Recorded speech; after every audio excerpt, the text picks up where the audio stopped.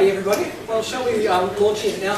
What we're going to do now is we're going to do a panel session, a Q&A, where you get a chance to ask the questions that you want to ask.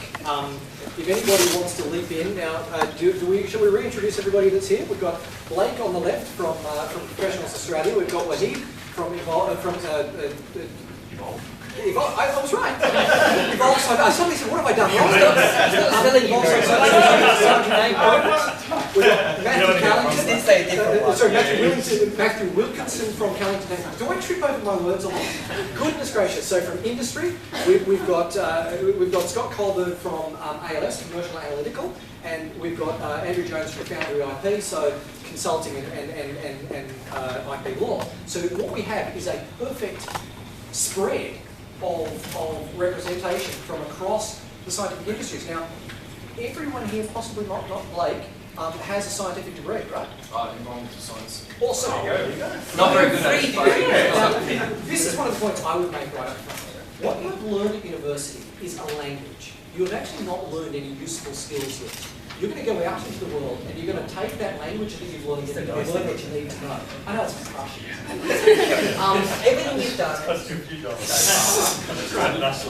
what you've done is you've learned the language so you can go to the workplace. But the useful thing is that the workplace doesn't just mean a white lab coat and the lab. The workplace can mean so many exciting, delightful, inspirational careers. And indeed, most of you are going to change not jobs, but careers 3 times over the course of your lifespan. So embrace the opportunities that you have ahead of you. The scientific degrees open up so many opportunities because scientific degrees are about systematic thinking, about the application of logic, about skills that are useful generally in business, not just knowing that, a proton is positive, okay? Not just being able to understand the joke that 2 atoms are walking down the street. One of them says to each other, as the other says to the other, he says, I think I've lost an electron. The other says, you sure? He says, yeah, I'm positive. Don't laugh at that one, come on. All right, so, would anyone like to launch in with a question, or shall I start? Hands up. Are protons positive? Okay. Where should we start? There's so many good things. Now, Leo Hyde gave his feedback on the presentation, on the interviews, and one of the points that he made was that being from a large company, obviously he was with DuPont, his view was that they liked candidates to walk in the door with some idea about what they wanted out of the next 5 and 10 years of their career. That DuPont, they might not say that you'd go into that direction now, but DuPont would actually make notes, and ideally they would recruit from within over time. Now, gentlemen, what's your view? I mean, I'm going to play devil's advocate for a second here. I'm a young student. I have absolutely no freaking idea about what I want to do with my life at this stage. Anyone else feel the same way? Right? And so when you've been given all this advice, you need to go out and choose. How the hell do you choose? Gentlemen, who wants to leap in? How do you choose? Maybe Wahib, you're a good place to start. Oh, I mean, look, I think, you have to be honest. I don't mind someone saying to me, well, I'm a graduate, I haven't actually entered the market yet, so I don't actually know what's out there. And I'm fully accepting of that. I think what's worse is if you try to fake it and start giving answers like, oh, in 5 years' time, I'd love to be CEO of whatever, and you know that it's never going to happen. So, I think be open and honest. If you actually truly know which direction you want to go in, then say it. But if you don't, I think it's fine to say that you're not sure. Yeah, I agree. I don't think there's anything wrong with saying something like, I'm open to opportunities. I'd like to learn. I'd like to find out what it's like to be a QC chemist or an intern engineer or whatever it is, and then find out what that's like. I'm new. I don't know. I've never done that before. That's okay. I think honesty is always refreshing. Absolutely, yeah. Yes, sir. 20-something-year-old and you tell me what they want to be when they're a 30-something-year-old. It's kind of a scary sort of idea, really. I was just working on a life. If you've got a real defined plan, you won't fall over. So there's all kinds of things that are going to get I'm 40 and I've still got no idea. You can usually find it if you read between the lines as well. You might ask someone, where do you see yourself in 10 years' time? We have no idea to answer that in a concrete manner, but you dig a little bit deeper, a couple of questions, and you can see where their passion is, where they see themselves going. You don't have to have everything mapped out to a T, because then if something goes wrong, how do you react to that? It's more about having a direction and trying to be able, and trying to show a passion and where you can see yourself heading rather than the end game. So then as a suggestion for a candidate to say something along the lines of, it's early in my career, at the moment what I want to do is learn as much as I can about as much as possible. And I'm open. Building on a passion in this area. Yeah, great. You'll find out. But what he talked about, honestly, I think that's important, because he talked about not going for loads of jobs you don't want to go for and stuff. You've got to go in honest, because if they don't like your fit, there's nothing you can do about that. But you won't enjoy working there anyway. So what's the point of going for that job? Yeah, so you've got to lose a few to get the one you want. You've got to find the real person, because it won't work out. No, absolutely. And it's not only just about you not liking the job that you might end up being. I mean, if you force yourself onto a position that you know you're going to absolutely hate, or you don't want to be in, it's also going to look bad on your CV in the future, because you're not going to last very long there. You'll end up having to leave, and people are going to ask, why have you left the position after 3 months, 4 months? You know, and they're going to dig. So do yourself a favour, be very, very honest about whether you think it is actually a good fit for you, and then go with that. And if it's not, then don't do it. We, as recruiters, we get it all the time. We get people that will sit in front of us and say, absolutely, I'll do that job. And you know deep down that they're not going to want to do it. But they're saying it because they feel that they have to say it in order to get their foot in the door. But the thing is, we know a month into them doing that role, they're going to turn around and say, oh my God, I need to get out of here. This is just not what I want to be doing. So, yeah, be honest with yourselves, and also be honest with the interviewer as well. But we've got to sell the role as well. You know what I mean? So some of our roles are quite, in our place, some are quite mundane, you're doing the same kind of thing over and over again. If you don't like doing that, I'm not going to tell you suddenly you're going to be doing research 5 months later. You're not going to be. You're doing the same kind of tests over and over again, because that's what.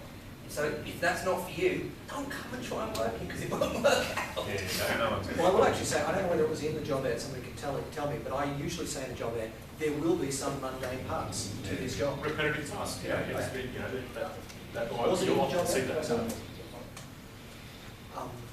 Because necessarily, in a small company like mine, there's a certain amount of grunt work that you're going to get done, needs to get done. Well, who's going to do it? Sure, it's not going to be me. I got to make the money for the company, right? So no, look, I think to the point, I think be honest. Tell them that you are willing to learn, and that's what you want out of your first role, is to open those opportunities for you to learn and to then show you which direction you want to be in. Because obviously you can't tell them that up front. I mean, how could you possibly say that? So I wanted to be a police officer. God, so things will change. It's an evolving thing. So. Now, there is one point that came out of this. The issue of leadership, the issue of wanting to be a CEO or a manager. If I had, honestly, a 5-cent piece for every graduate who ever said to me, I want to be in a managerial position 5 years from now, I would be a very rich man. And the number of graduates who will say to me, I have leadership skills. Now, as a potential employer, I'd be very interested to see your different perspectives, but as a potential employer, that does nothing but tick me off. Because either you're going to demonstrate your leadership skills. I mean, when you come into my job, there's no one for you to lead, right? So either you're going to demonstrate your skills working alongside, or you're not. But I don't want you to tell me about it, right, guys? Andrew, what are you looking for? It's just a character. There's a certain, everyone has a certain character. Some people are leaders, some people are followers, and it's if the role, calls for it, that's But at the graduate level? Leadership doesn't mean, being a CEO of a company. That leadership can be taking carriage of a matter. Like, I've got this little job to do, and I'll be the leader there, and you don't have to worry about that. I'll look after this. It presents in many different ways. You do obviously there's a certain type of leader that you don't have to have, but I don't think leadership as a characteristic always leads to that. Matthew?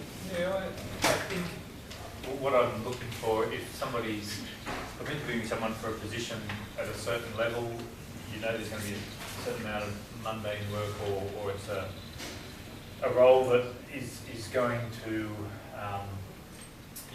need sort of some repetitive tasks in it. I think for someone to say, I'd like to become a leader, reflects a little bit of a lack of understanding what the job is. So I'd rather they sort of understood that, for the next year or two, put your head down, make the most of it, learn as much as you can, and trust that there'll be something that leads on from that in the future. So it irks me a little bit if people are sort of looking for the next step before they have actually got to the first step. Very nice. So it just depends, I guess, how it's said. But I'd like them to have that kind of acumen, that sort of sensitivity to the job that you probably don't want to be sort of asking for a raise before you accept it. I guess that probably would say no employer wants to hear that this job is a stepping stone. You just got to be careful that you're not intimidating the person by saying stuff. There's a fair amount of patience in the work environment, unfortunately. Unless you're really lucky, you don't really get promoted in the first 6 months or a year or wherever you are. I got that like that. And if you keep asking for money all the time, keep asking for more money, you just get put in one box. Yeah, I've actually found that the way to get promoted is to do the job. Absolutely. Next step up at your current pay level, and then people will say, "Oh, hang on, I think they can do this because they've been doing it," and then you get rewarded. So it's something that is often missing in the expectation of people. That where's my next step? And the next step, you really need to demonstrate that next step first before you. It also makes for a fairly unsatisfying kind of job if your expectation is always at the next level and you never focus on developing the skills that you're at the level you're at now and proving your value to the organisation before you try and jump up the next notch. If you're always angling for the next move, it can be a fairly unfulfilling, no matter where you're working, it can be fairly unfulfilling. Never happy, yeah. The expectations versus reality. I will just jump in with the word that ticks me off, not in itself, but when it's used over the top amounts. Being an entrepreneur, which is great for some people. Some people do want to be the next, entrepreneurial person who leads everything and has their own little company and starts it up and grows up and it becomes fantastic. Some people just simply aren't like that. And the best candidate that I've seen recently that kind of embodied that, brought them in, and instead of saying, well, I'm an entrepreneur and just trying to use a buzzword to fill up the airspace, I said, well, why would you want to go for an organisation like this, doing a mock interview with them? We were practicing it as a public sector job. And they said, well, look, I'm someone who likes working for a bigger cause. I like servicing people and servicing the community. I don't want to go out there and be an entrepreneur because I don't have the patience, I don't have the ideas, but I do have the kind of thinking and the skills that can give back to the community. And you can only do that when you work in a large organisation with a whole bunch of different people towards a common goal. So being honest with yourself about what do you want to achieve, not falling into the idea of romanticising entrepreneurship or leadership or any of those ships, just finding the right one that suits you and what you want to achieve in your kind of career. Absolutely. And I mean, going back onto that whole leadership thing, I mean, the best way to go about it is to plant the idea in their head and let them tell you that you've got the leadership skills. So instead of saying, I've got leadership skills, don't say I've got leadership skills, give them examples of your leadership. So whether it be, like Hannah was saying before, if you're part of a sporting team or you've done some RACI work or volunteer work or you've led any type of group activities, mention that, but don't say, oh, well, I'd like to see myself a manager in 5 years. Say, well, look, I've done X, Y, Z. I think that they're great attributes, but I'd like to obviously learn the business first and then see where I head. That's already given them the idea that, well, okay, they could probably end up being a leader, but they're taking it step by step, and that's probably what an employer wants to hear. So plant the seed and then wait for it to grow. Be patient. Patience. So, I'm going to throw out anyone else on the okay. Carol. So all of you guys are pretty well established in your respective fields, but I'm sure that you didn't get there without a whole bunch of mistakes. I was just wanting to ask, what do you think would be something that you would tell your graduate self to avoid or to do differently, or some key piece of advice that we can learn from, so we can, yeah, or maybe those mistakes that you learned from and that have got you where you are today, over to the end. Might as well go down the line. You start there, Blake. Question's too hard. Sorry. We sort of deferred. Ask them random. It's a bit existential.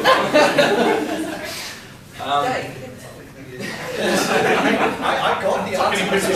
I feel like I'm Q&A at the moment. I get the big questions here. No, well, I actually only graduated from my undergrad about 2 years ago, so fairly recently. I think probably to the graduate me, probably realising when to prioritise different things. I think coming out of university, I was working at Professionals Australia before I graduated. I run a whole bunch of other things and been involved in a whole lot of different areas, and not-for-profit, private sector, doing different jobs and different things. And I think what I didn't realise is how demanding work was going to be. Add on to that a full-time postgraduate law degree, and I did find myself burning out very quickly, which is not something you want to have as someone who's graduated. You want to be kind of enjoying, the fact that you're now earning there's some money and getting to learn all these new skills. So I think learning how to pace yourself and realising that patience is a virtue and that you can achieve all of the things you want to do. You don't have to do it right away. Taking those bite-sized chunks and building towards something in 5-10 years time rather than trying to achieve it all in 6 months. Thank you. Actually, my story is almost similar in terms of the concept. One of my first jobs or job offers actually was for a QC QA assistant at Campbell's ALS. Campbell. So they make laundry detergent and whatnot. Got the job offer, but I thought I was actually too good for the role. I thought I could do better because, hey, that's what they tell you. You could become a manager, straight away. So I was actually silly enough to turn that down because I thought, no, I'm not going to do that shift work, and it was going to be too difficult. Not going to do it. So I turned it down, and I realised afterwards that I made a massive mistake because people that I'd known that actually entered that same role had stuck in there for about a year or two and actually moved into leadership positions. So I'd actually cut myself short by turning a role down that I thought was just going to be too difficult. It was shift work. I didn't want to do shift. I wanted to party and do the rest and have easy money. So I think the thing that I learned is that you've really got to look at the opportunity that a job actually can offer, not what the job is. So yes, it could be repetitive work that you might end up doing, which then I ended up doing at ALS. Again, got stuck in night shift actually, so that served me right. But when you start doing those type of routine role that you think, oh God, this is not going to get me anywhere, believe me, if you stick in there and actually do a really good job at it, they'll recognise it, and then you'll start your way up the ladder. So I think take every opportunity that you can get. Don't knock things back just purely because you think, oh yeah, it's beneath me. It's not.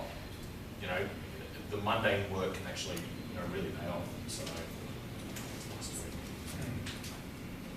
Yeah, I've done a few different things. So I went down the honours PhD postdoc path and then went into industry. So I've moved around a little bit, moved through a few different jobs.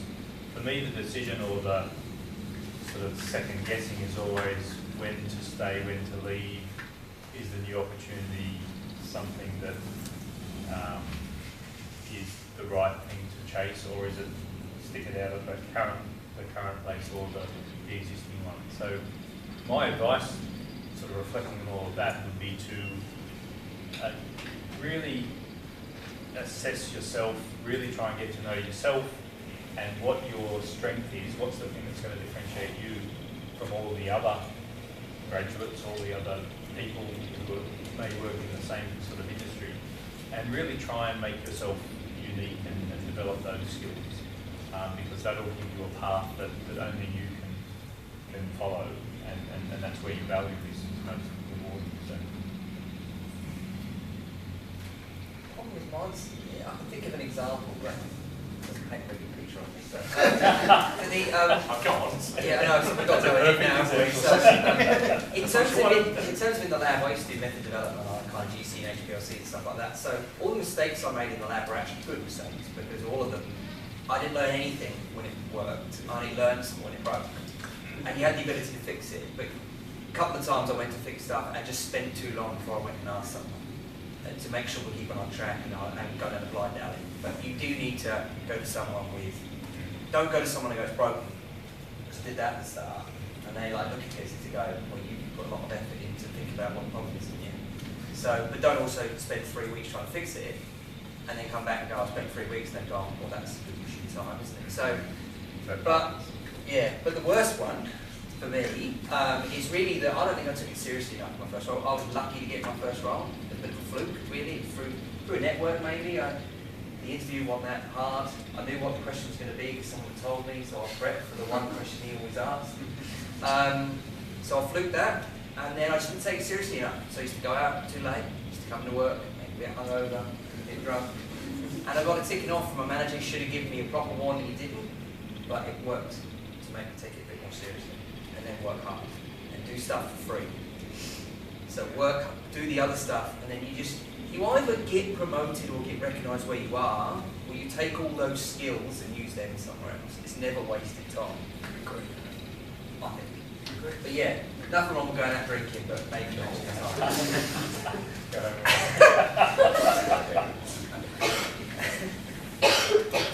I've had kind of a fortunate career that I quite like what I do and have sort of just stumbled along, and things have always sort of worked out well. But I guess I launched it back a couple of years ago. I've been unhappy. I was worked for 11 years at a particular firm, and it really changed while I was there. And I was probably unhappy for the last 4 years, and didn't have the guts at the time to do what I'm doing now, which I started my own firm. And it took like a couple of sort of unfortunate events to make me decide to do that. And I really wish that I'd sort of, followed that gut instinct 4 years earlier, because there would have been a much, I wouldn't have had those unhappy 4 years, still liking the work, but not the location. So I think, I'd say, just, if you've got the skills base and you're making a sound decision, don't delay. Yeah, I can say I love being an entrepreneur. I love running my own company. Yeah, the boss is a top bloke. The other problem is he sexually harasses my wife. Now, look, my piece of advice, it is this. It is the power of yes. I didn't learn this one early in my career. It took a long time for me to learn this as a very painful lesson. Now, I came out of university, I'm pretty bright, but I'm not very good with people.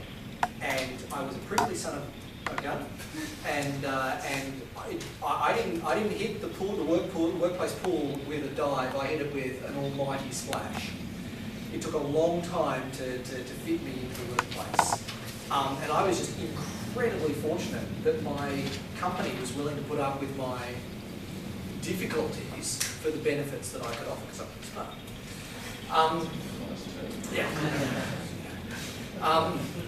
But look, the power of it, I learned this one. I fell into a position in the company where I had no boss and no responsibilities. And it was a management restructure where I got forgotten. Incredibly lucky. But that doesn't mean I slacked off. It meant that for 12 months, anyone could come to me at any time and say, Dave, can you help with this? And the answer was always yes. That period of my life was transformative. It completely changed my career. It changed the way I was viewed by my colleagues. The word yes, I suddenly found how incredibly powerful it is from two perspectives.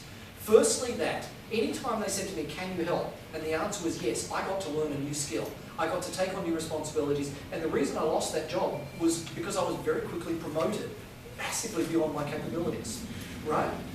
Just because I demonstrated so much. Now, the second thing was, as scientists, something progresses from a hypothesis to a theory to a law via the continual failure of people to disprove the idea. And so as scientists, our natural tendency is to take any new idea and hold it up to the light and look for the holes. It is an incredibly destructive approach in the workplace, and I want you to all practice the power of yes. When somebody comes to you with a new idea, your first instinct should be to say yes. Yes, that's an interesting idea. Yes, let's work with what's good about that. Let's explore that idea, rather than trying to shoot holes in it. And you will find that will have a massive difference to your career. Thank you so much. All right. Anyone else? We have an easier question. Me. I guess I just wanted to ask, it's kind of like what Blake was saying before about learning about the business and economics, which I really don't know very much about at all. Was that something that you learned on the job through your early careers, or is like understanding how business works and economics something you have to go yourself and research and study really hard? Was it really important for you in early roles? Again, kind of Well, my answer to that would be one of the things that I think is the most valuable thing in an employee is to show an interest in stuff that's going on outside their frame of reference or their field.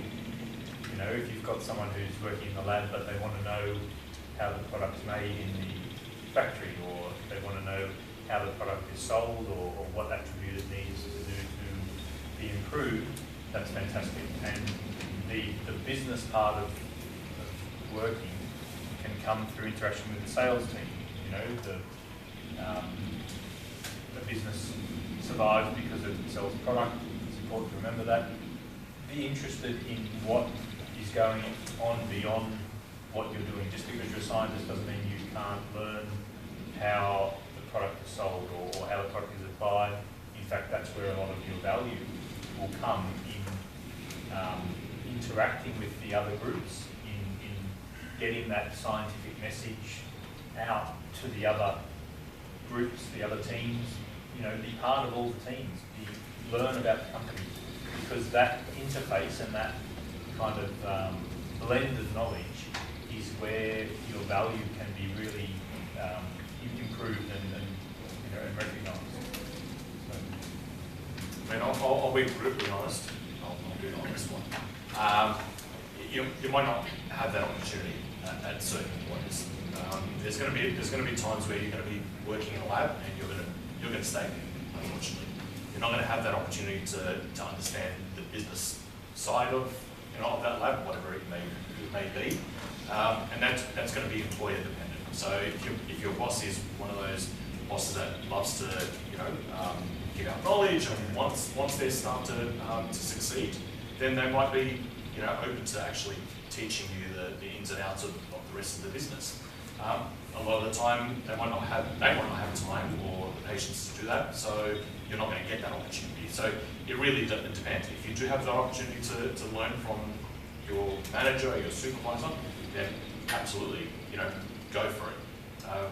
Everything that I've kind of learned on the business side has been from my managers. It's been I've just kind of soaked that information from questions that I've asked them over time, or if I've seen certain things happen and I've asked them, okay, so why does that happen, or how come we have to do it this way, or why are we paying this this way? It's all just secondhand from from managers. But then I've been in places where if I'd asked that, they would have said it's none of your business, just get on and do your work. So you've got to be aware of management around you, the type of company that you work for. But if you've got the opportunity, then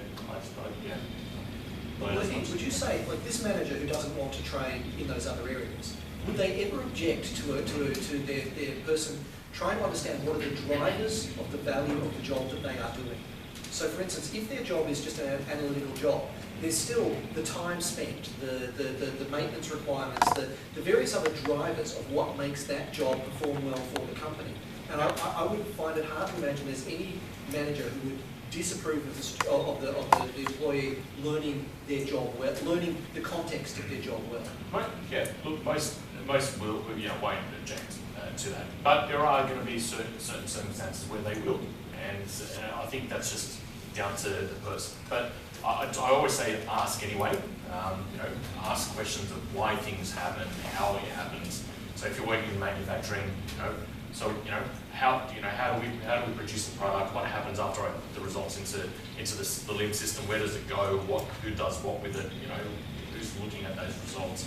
So ask those questions. I think that's the only way to really learn the job. So. I think the other part of your question though was about economics and business context and stuff like that. The wider stuff. Do you study or do you learn? I've actually recommended to the University of New South Wales that every chemistry student should do one subject in accounting. I think everybody should have a basic understanding of how to read a profit and loss and a balance sheet. Right? I think going out and doing a little bit of self-directed study to learn the basics, the basic terminology, I think is valuable. How else? Yeah, can I? Well, we're a contract lab, right? And we float on the stock exchange. It's all about how much money but basically we exist to make money for shareholders, right? If you're going to take it right to the top level. Obviously, employment, everybody enjoying their job, it all makes that all work. But that's the outcome. We're not doing it for the love of it, we're doing it to make money. So it is important. But if you come on site, we've got a whole lot of graphs on the wall telling you how we're performing, how the business is performing. So that gives you an inkling, you can come and ask me. And I do care. And it is important for that kind of stuff. And knowing that, I do the P&L, all I look at is dollars and cents all day long. And I didn't know any of that, none of it. So it would have helped to have known some of it. And as people start talking about terminologies in front of no idea, and all of mine is learned, but I just because I'm nosy. I just ask why all day long, annoying people. That's all I've ever done. So anyway, because I don't read anything. I'm really poor at reading stuff, I just ask the questions. Lots of people keeping us boring about starting your own business and something about your own money that draws the It's not my money, yes. Runners like business, I learned a valuable lesson. It's not enough to be profitable. You have to manage your cash flow. And that was something that I didn't learn until I was... Yeah. And in a big business like mine, where I'm a small part of it, cash flow means nothing to me. So I don't have that skill, really. So that's why I'm just flash with it. We went from, prior to Evolve, all of us worked at another agency we won't name, but it was a big multinational, huge company. So cash flow and how much money we really were making, we didn't care. All we knew was meet our KPIs and get to a certain point. That's our target. As long as we met that, happy days. We didn't care. We got our bonuses and we were really happy. But when we started Evolve, all of a sudden we did have to care about that. Like, right, where are we going to get money from? How are we going to survive the next month? Is there enough money to keep us running? So all of those things actually start to kick in. And lucky enough, I've got great people and great mentors who help me, with that. So I think you have to really, like Scott said, ask those questions constantly. Pick your manager or your supervisor, whoever it is, and ask them. Try to get as much info you can out. So I think the message probably is that most people are going to at some point be involved in those sorts of discussions, or it'll probably be useful to know what someone's talking about when the accountant starts saying, if ever you're going to be a manager, you're going to need to know. You're going to need to have an idea of the financial part. On a wider scope, your first answer you said people show an interest in the other bits. So you show an interest in not just the finance bit of it, and a role was going to come up in a department. Who's going to be the person they think of? Like it's a new position or whatever, they're going to train them up and go, so-and-so's actually interested in that. Maybe they'd be interested, maybe I'll go and ask them. No interview then, is there? Exactly. I know it's the second role, but it just goes to show you've got to show some interest in it, or no one's ever going to ask you. I think it comes back to the strategy. It doesn't have to be just economics or business or finance. It could be the regulatory and policy side, the changes in the Act, knowing, what's going on a political level. I mean, most people don't want to get involved in that nowadays, but understanding, what does a change in government mean for my company? Or it could be in the project management, just making sure that things are staying on track. And I mean, it has great benefits when people with a technical background, with the scientific or the engineering background, they then move from doing the technical work solely to taking the strategic roles. I'm an economics major myself. I was much better at that than the science side. So what I want to do is get you guys to start looking at that. And sometimes there's a problem where too much of the strategy is developed by people that only have a business background. And that can lead to poor outcomes if you don't have anyone who knows the really technical side, who's developed that strategy now and then can lead things, whether that's in the public sector and getting better results for the community, or in a business making sure that the shareholders are happy and producing a good product. So it is important for you guys to have that knowledge, to go out there, develop the skills, and then start making the decisions that someone with a business background can't always make. Another question, or shall I launch it? Okay, one of the things that I think many of you are going to be at today is, we've said go out and do your research, go out and pick the companies you want to work for. And many of you are going to be sitting there, how the hell do I start with that? Right? So what I thought it might be useful is if we each, if we launch it and suggested a couple of ways that people can get started into that process. So for instance, I'll say, if you are interested in analytical, as many of you will be, right? And you have a particular field of analytical more than another that is of interest to you, and one way you can do is you can go onto the NATA website.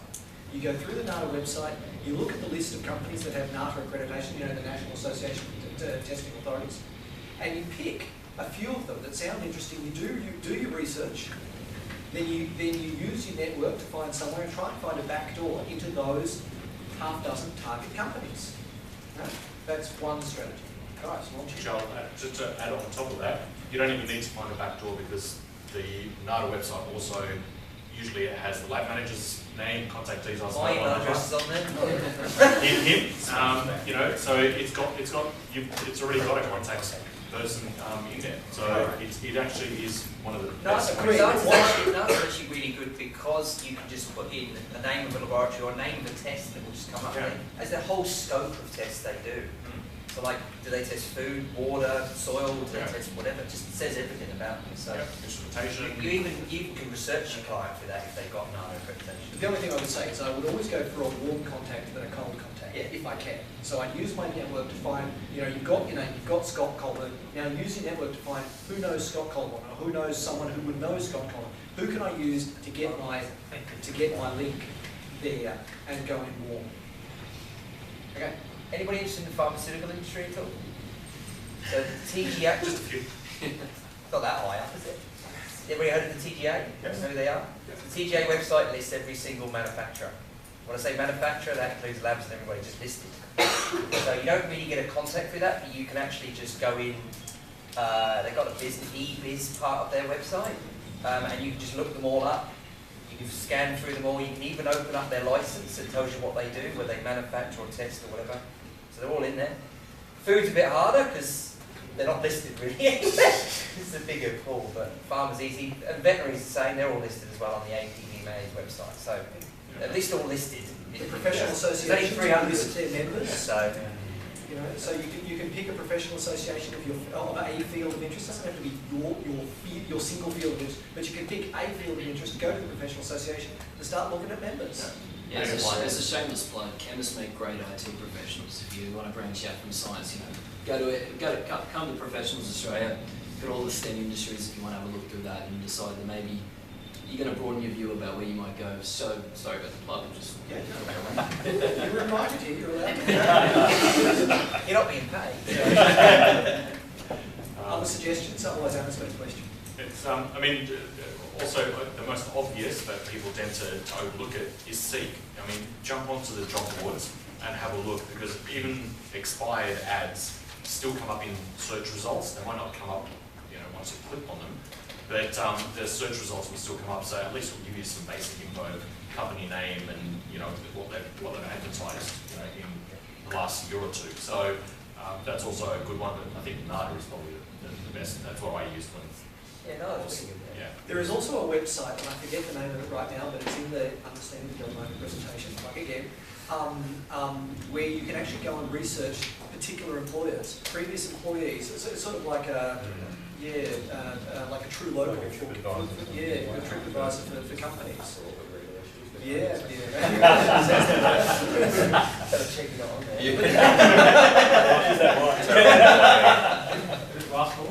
I have absolutely no idea. It's in the website. I don't have to remember stuff. It's written down. That's okay. Anna, do you want to?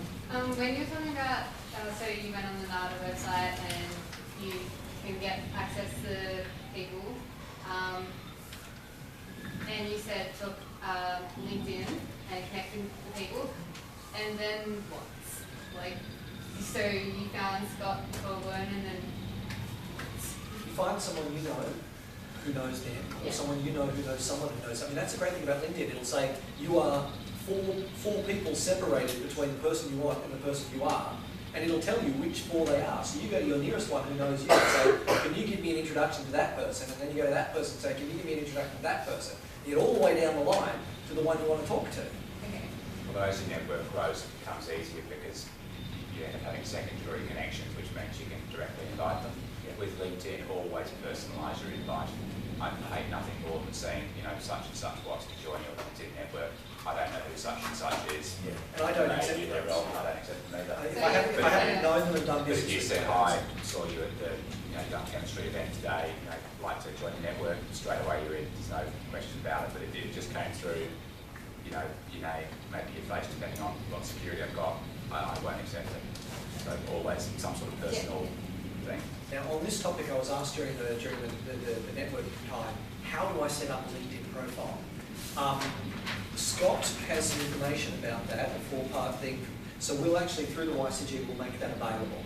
Okay, so you can set up your. I think on LinkedIn website they have some tips and tricks anyway, but we've got a bit more in depth given to us at ALS, and we've actually got a little one-page document they can set it up with an example. So it's not hard, but it's just like if you don't have a photo, you get like 10% of the views if you have a photo, for example. So you've got to have a professional photo, not drinking beer, like I would have had when I was 19. But yeah, exactly, yeah, the Isle of Ale or something.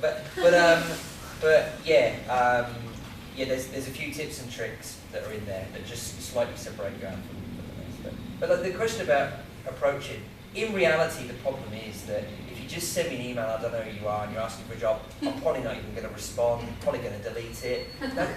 With time poor, we get lots of stuff, so it's hard, it's got to stand out really quickly, or you just get lucky that there was a role. Something that, at the right time or something. I might be in a good mood, I might reply, go, thank you very much, I'll pass it on to the HR department. Have I passed it on? I might have done, I might not have done. So at least you've sent me, it might look good, it might have a role. But look, a very good way of approaching this is you go to a person who's in and wants a role, and you say, can you give me some advice on how to break into this industry?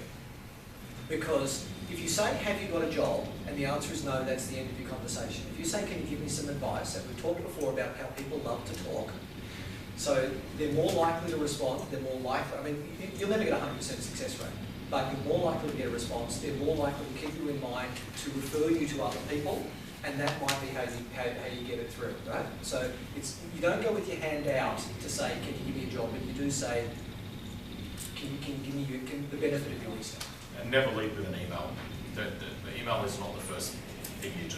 The first thing you do is you actually pick up the phone, you call the person and ask them for that advice, and then say, I will follow up with sending my CV if there's anything that you could do to point me in the right direction. I'd love to hear from you. So at least they know that you're going to send the email through, and then they're most likely not going to delete it. But at least you've set that that up for yourself. So an email up front. I mean, I don't read a good chunk of my emails. So.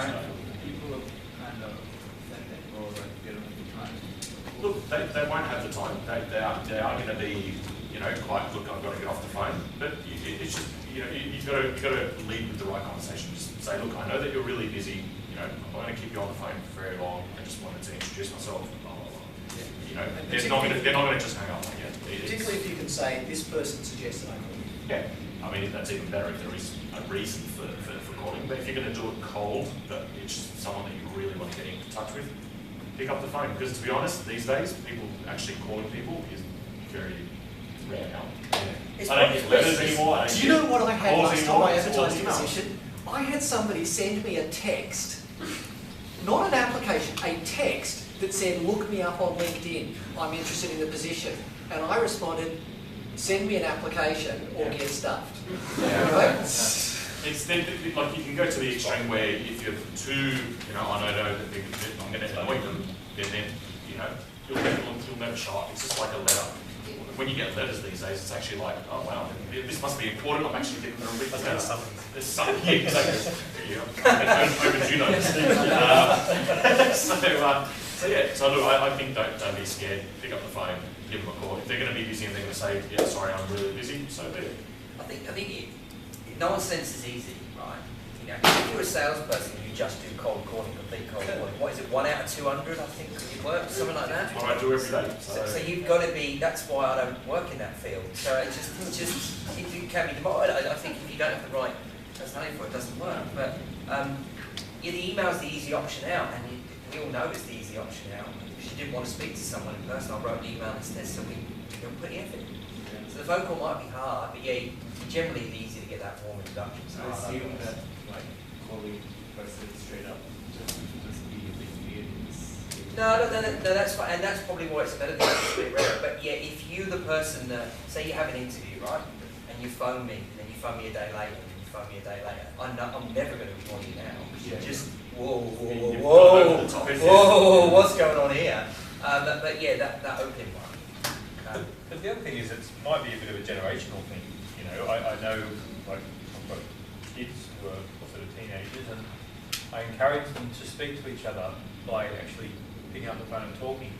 Dad, we don't do that, right? We send text. All us people, we used to call people on the phone. I think it's really weird to get a text. I used to walk around my mate's house. And you know what I mean? It sounds like I'm old and out of touch, and I get that, but might be one of these people who's also like offering the job. So you might want to tune into that sort of mode of communication as well. Picking up the phone is sometimes not a bad thing. And it demonstrates your communication. Yeah, and you're actually proactive. You're actually getting off your backside and you're making some effort. And this may all seem like a lot of work, but remember what we said at the beginning. 10 good applications, you will have a job somewhere in those 10. Right? It's not as if you're going to have to keep doing it and doing it and doing it for months on end. If you're doing it well, you'll find it quick. It'll work pretty quickly. An example in work of using email versus the phone that I had recently was, I got an email from a person I'd never dealt with, one of our clients, but he wasn't even the guy that the lab manager dealt with another guy, but the guy above him had complained. And I get an email with a written Word document attached to a complaint, a written letter. So I'm like, you've got some real problems here. I read it, basically reads that you're all useless, you don't train your staff, don't you even do training, it's really, really to the point. I'm like, oh my good God. So I'm like, so what do? Do I email him back? No, I picked the phone straight up, the minute I got the email, hello, thing how you doing? He's nowhere near as angry on the phone with me as he is in the letter. He's much braver in the letter. Got you that happen. So, you know, I'll do an investigation for you, and the big thing with us is obviously not blaming the other person, but or never do an investigation. The upshot comes in, he comes to do a visit and do an audit, and is now going to give us more work. And he wasn't really that angry on the letter, but it's no pitch, no tone, no conversational side. So face to face is best. You don't go and stalk people at work, okay, but the telephone is that personal side. You don't get that from an email or a text. Certainly don't get it from a text. Never to a text. I can tell you that one.